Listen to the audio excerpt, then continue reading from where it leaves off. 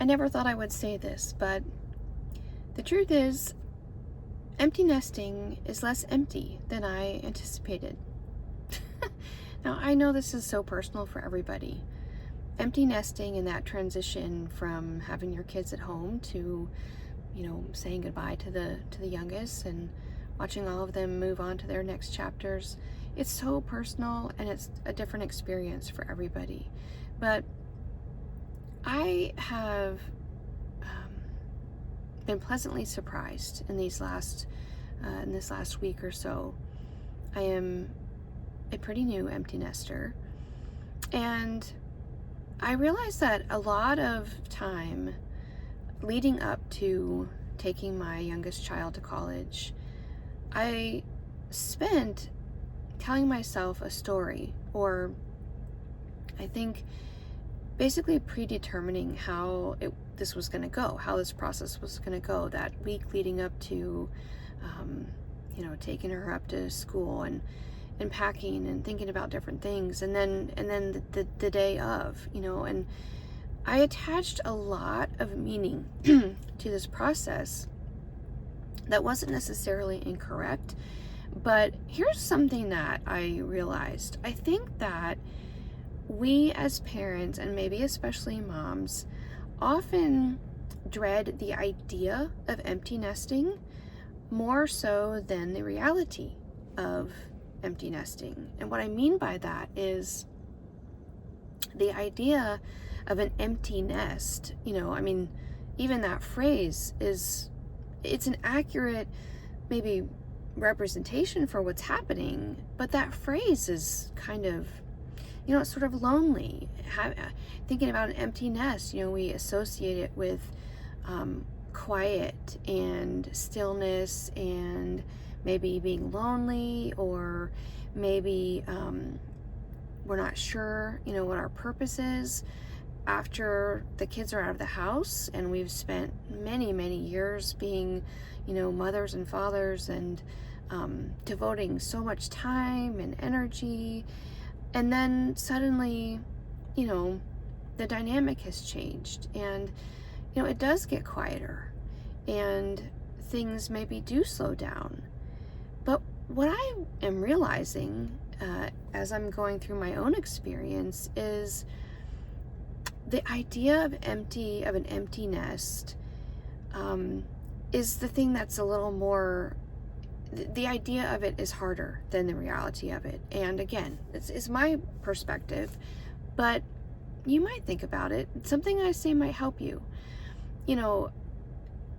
If we were to replace empty nest with, I don't know, curious nest, or the possibility nest, or, I know that sounds silly, but what could happen is you may be transitioning from your kids, being home. Now they're gone and doing their next thing and experiencing their next chapter. What if you were to replace that, not replace them, but replace the time and maybe some of the responsibility and, the energy that you once spent on caring for them and making sure that they had everything? What if you were to replace that with, reigniting some of your own interests and your passions and hobbies? Or what if you simply allowed yourself to take more time for yourself? What if you had more time in the mornings to sip your coffee or tea? What if you had more time on, a weekend afternoon to read a book, like for hours? What if you had more time to take a nap?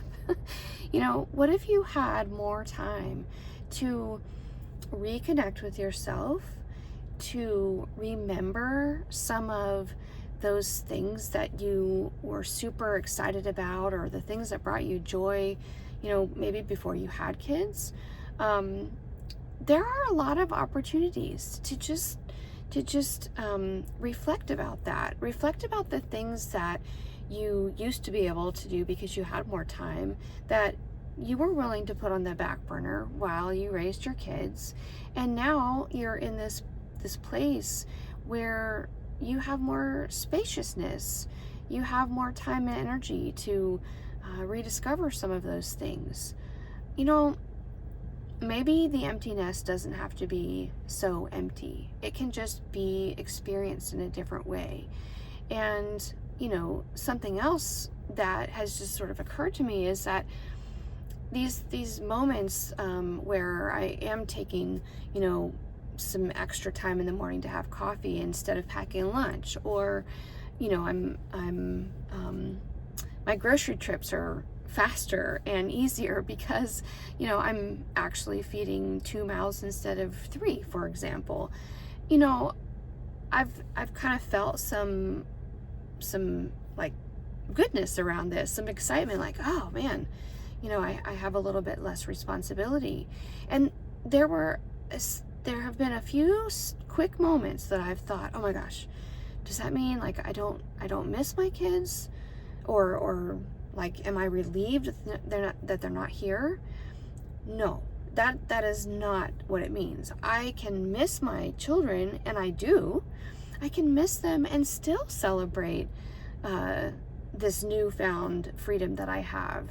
You know, celebrating the current situation in my now doesn't in any way negate the previous dynamic, right? So we can miss our kids, and we can miss certain things about the dynamic that we once had with them, and we can still celebrate our new chapter. You know, we can be proud of them. We can celebrate what they're doing, the journey that they're stepping into, and we can also say, you know what, I'm excited about this new phase for me too. So that's what I'm going to do. Maybe, you know, if any of this helped, I hope it did. Maybe it will soften this transition a little bit for you if you're going through it.